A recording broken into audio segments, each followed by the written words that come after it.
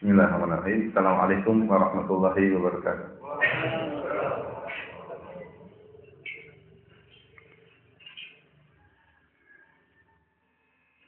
Alhamdulillah ala ihsani wa syukru lahu ala taufiqihi wa amtinani wa asyhadu an la ilaha illallah wahdahu la syarika lahu ta'ziman li sya'ni wa asyhadu anna Muhammadan abduhu wa rasuluhu da'ila ridwani. Allahumma shalli alaihi wa ala alihi wa ashabihi wa ikhwani. Para hadirin yang dirahmati oleh Allah Subhanahu wa taala, alhamdulillah Allah Subhanahu wa taala ya masih terus memberikan kita kenikmatan hingga pada pagi hari ini kita masih bisa melanjutkan peribadatan kita dan penghambaan kita kepada Rabbul Alamin. Semoga Allah Subhanahu wa taala menerima ibadah kita. Para hadirin Allah Subhanahu wa taala, Allah Subhanahu wa taala berfirman dalam surat Ali Imran, وَسَارِعُوا إِلَى مَغْفِرَةٍ مِّن رَّبِّكُمْ وَجَنَّةٍ أَرْضُهَا السَّمَاوَاتُ وَالْأَرْضُ أُعِدَّتْ لِلْمُتَّقِينَ. Kata Allah Subhanahu wa taala, bersegeralah kalian menuju ampunan Allah dan menuju surga yang luasnya seluas langit dan bumi, uiddat lil muttaqin, yang Allah siapkan bagi orang-orang yang bertakwa. Dalam ayat ini Allah menyuruh kita untuk bersegera menuju surga Allah Subhanahu wa taala. Yang surga Allah tersebut luasnya seluas langit dan bumi. Sebagian tafsir menyebutkan firman Allah, "Ardhuha as-samawati wal ard." Ard dalam bahasa Arab secara bahasa artinya lebar. Adapun panjang yaitu tul. Dan di sini Allah hanya menyebutkan tentang lebar surga. Kata Allah, "Ardhuha as-samawati wal ard." Lebarnya selebar langit dan bumi. Sehingga sebenarnya mengatakan, ya kalau lebarnya saja seperti langit dan bumi, bagaimana lagi dengan panjangnya? Artinya surga itu lebih luas daripada langit dan bumi.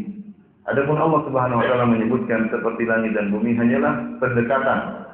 Sungguhnya surga itu lebih luas daripada langit dan bumi. Kalau seandainya surga itu luasnya seluas langit saja, maka itu sudah sangat luas. Langit ini adalah makhluk yang paling besar, yang paling luas, yang bisa kita lihat dengan dua mata kita sekarang ini. Ada makhluk-makhluk yang lebih besar, lebih hebat daripada langit, seperti arsy Allah, seperti kursi Allah. Tetapi itu tidak bisa kita lihat sekarang. Yang bisa kita lihat sekarang adalah langit. Sangat luas. Oleh karenanya Allah Subhanahu wa taala sering menyebutkan tentang dahsyatnya penciptaan langit. Seperti firman Allah Subhanahu wa taala, "Antum asyaddu khalqan amis sama?" Apakah penciptaan kalian lebih hebat ataukah penciptaan langit? Amis sama banaha, langit yang kami bangun, yang kami bina. Ya. Tentu penciptaan langit lebih hebat. Allah Subhanahu wa taala juga berfirman, ya, "Was samaa'a banainaha bi aidi wa inna lamusi'un." Langit yang kami ciptakan dengan kekuatan kami dan kami luaskan langit tersebut. Benar-benar Allah luaskan langit ini. Kita lihat di dalam langit ada rembulan, ada matahari, ada bintang-bintang, ada planet-planet, ada meteor-meteor, ada galaksi-galaksi. Sungguh luas langit ini, langit luasnya luar biasa. Ya.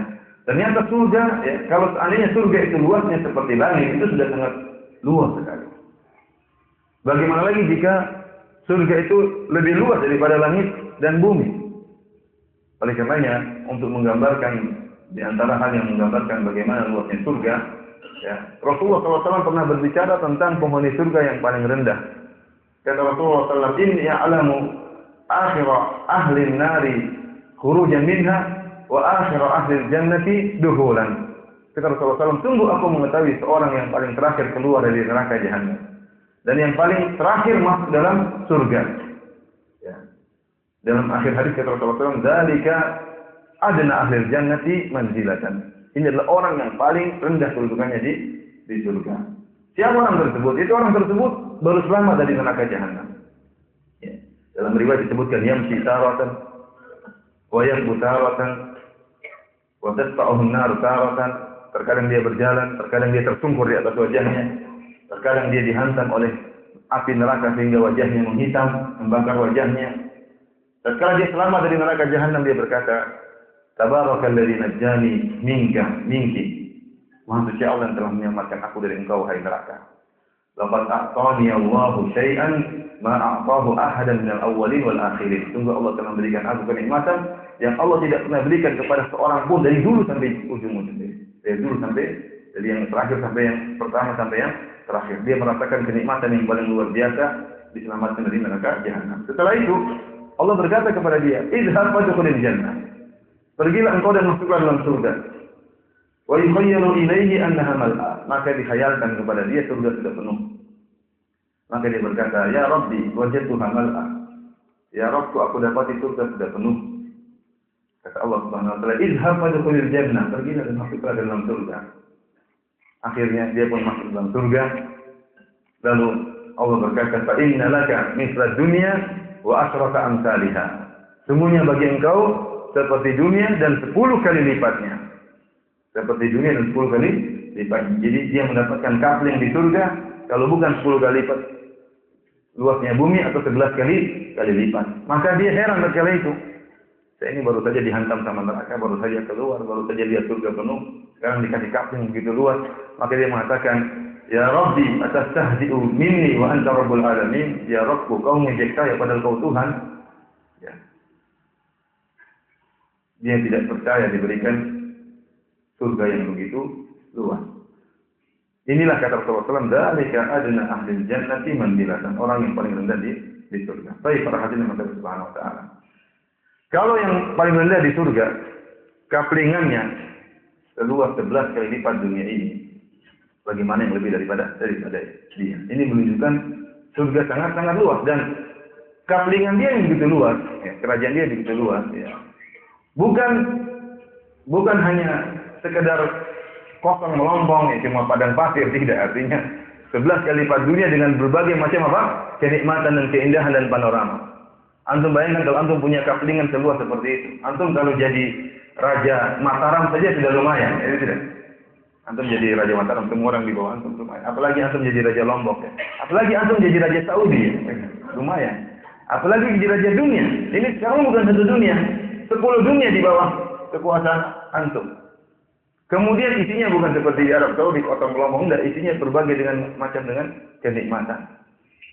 Ya, berbagai macam kenikmatan. Ini adalah penghuni surga yang paling rendah. Sekarang saya tanya sama antum sebelum kita lanjutkan. Antum mau nggak jadi penghuni surga yang paling rendah? Hah? Yang mau angkat tangan? Berani angkat tangan? Yang mau angkat tangan? Yang nggak mau, 10 kaplingan 10 dunia kali lipat nggak mau. Ente pede banget ente. Masuk surga belum tentu dah. Mau yang lebih ya, mau yang lebih. Kualitasnya jelas berbeda. Kualitas bidadarinya pasti berbeda. Baik para hadirin yang Allah Subhanahu wa taala, oleh karenanya surga itu sangatlah sangatlah luas. Berisi dengan berbagai macam kenikmatan. Ya, dan tidak mengapa kita sebut sebagian kenikmatan surga. Bukankah Rasulullah SAW mengatakan tentang bangunan di surga, ladzinatun min dzahab, ladzinatun min fiddah, milatuhal miskul azfar. Batanya terbuat dari emas, batanya terbuat dari perak, semennya terbuat dari minyak kasturi. Ya. Asba'uha lu'lu wal yaqut, kerikilnya terbuat dari mutiara dan intan berlian. Turbatun za'faran, pastinya dari za'faran. Ini bangunan di surga. Belum sungai-sungai di surga, anharun min ma'in ghairi asin. Sungai-sungai yang berisi air yang segar yang tidak berubah kesegarannya.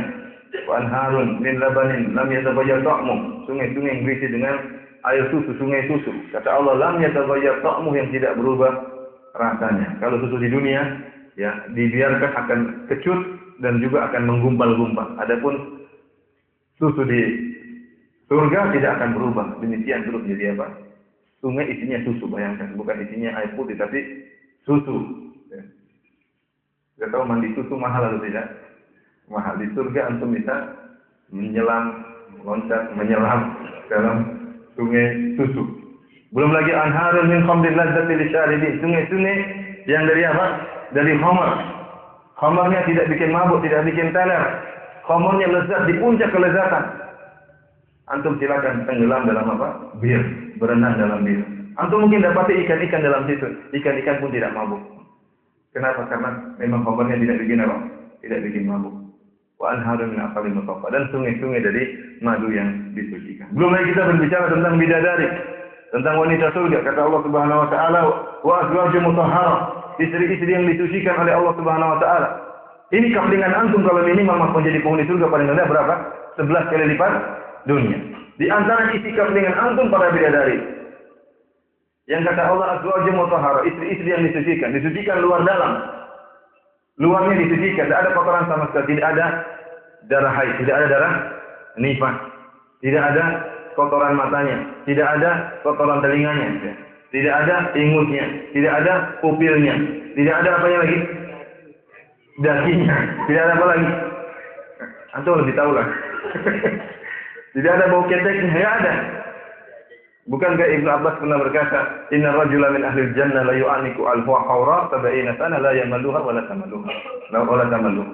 Sungguhnya seorang laki penghuni surga akan memeluk bidadari di surga selama 70 tahun dia peluk. Dia tidak bosan dan bidadari juga tidak bosan. Kenapa? Tidak ada kotoran yang keluar. Dia peluk 70 tahun. Kita kalau peluk wanita di dunia, 1 hari sudah bosan. 2 hari sudah mulai keluar bau-bau. Hari ketiga sudah entah apa. Ya.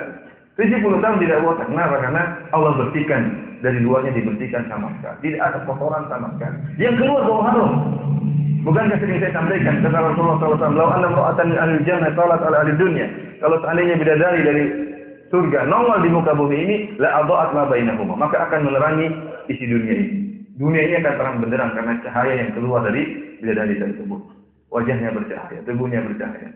Wala mala'at ma bainahuma riha, kemudian bukan cuma bercahaya wajahnya, kemudian akan membuat bau semerbak ya, dari ujung timur sampai ujung barat, dari ujung utara sampai selatan, dari Lombok Timur sampai Lombok Barat semuanya bau harum. Dibersihkan secara luarnya. Belum lagi dibersihkan batinnya. Jadi azwajum mutahharah, istri yang disucikan oleh Allah luar dan batin. Batinnya disucikan oleh Allah Subhanahu wa taala. Antum tidak akan dapati bidadari ngomel-ngomel, enggak ada. Antum tidak akan dapati bidadari mencak-mencak, ngangkat suara, tidak ada. Beda kalau istri di dunia. Istri di dunia ngangkat suara. Saya tanya sama antum jujur, siapa di antara antum istrinya enggak pernah ngangkat suara? Saya ingin tahu, siapa tahu ada ya, di Lombok ini mungkin. Saya di kota-kota lain enggak ada. Siapa tahu di Lombok ada. Atau jangan-jangan suaranya ini paling keras daripada ada yang istrinya enggak pernah ngangkat suara? Enggak ada. Di surga tidak ada seperti itu, ada istri ngomong-ngomong. Allah bersihkan hatinya, ya. Allah bersihkan hatinya. Sampai pernah ada yang bertanya kepada saya, Ustaz, saya ingin masuk surga, namun saya nggak mau ngajak istri saya. Kenapa? Dia khawatir mungkin di surga istrinya marah-marah. Ya. Baru mau jalan sama bidadari, dipanggilnya mau kemana? Ya, jadi jalan-jalan sama bidadari. Enggak, di surga semuanya akan disucikan oleh Allah Subhanahu wa taala. Semua akhlak apa? Akhlak dibersihkan oleh Allah Subhanahu wa taala, ya. Yang ada kebahagiaan, yang ada keindahan, yang ada tawa dan canda, riang gembira, tidak ada kesedihan, la khaufun 'alaihim wa lahum yahzanun, tidak ada kesedihan, tidak ada kekhawatiran, tidak ada kegelisahan. Semuanya isinya apa? Kebahagiaan. Kekhawatiran, kegelisahan, kecemasan semuanya dibuang di dunia. Itu cuma kehidupan dunia. Di surga tidak ada seperti itu. Oleh karena para hadirin Allah Subhanahu wa taala, antum bayangkan penghuni surga yang paling rendah kaplingannya seluas 10 kali lipat dunia. Bagaimana lagi dengan yang lebih daripada itu. Oleh karenanya, hal ini tentunya mengharuskan kita untuk bermotivasi untuk segera menuju surga Allah. Allah mengatakan wasari'u, bersegeralah. Bersegeralah menuju surga Allah Subhanahu wa taala. Tatkala dalam perang Badar, Rasulullah SAW motivasi para sahabat. Rasulullah SAW mengatakan, "Qumu ila jannatin arduha as-samawati wal ardh." Bangkitlah kalian menuju surga yang luasnya seluas langit dan bumi. Maka ada seorang sahabat bernama Umair bin Humam Al-Ansari radhiyallahu anhu, dia berkata, "Ya Rasulullah, jannatun arduha as-samawati wal ardh." Ya Rasulullah, surga yang luasnya seluas langit dan bumi. Kata Rasulullah SAW, "Na'am, iya." Kemudian kata Umair bin Humam, "Bakhin." Bakhin ini ungkapan dalam bahasa Arab artinya kagum, takjub. Seperti kita mungkin hebat atau wow, weleh artinya apa? Iya, kira-kira begitu. Hebat. Maka Rasulullah SAW mengatakan, "Ma yahmiluka ala qaulika bakhin." Wahai Umair, apa yang buat kau mengucapkan bakhin? Kata dia, "Wallahi la ya Rasulullah illa raja'ata an akuna min ahliha." Bukan apa-apa ya Rasulullah, saya hanya berharap saya termasuk dari penghuni surga. Kata Rasulullah SAW, innaka min ahliha, sungguhnya kau termasuk dari penghuni surga.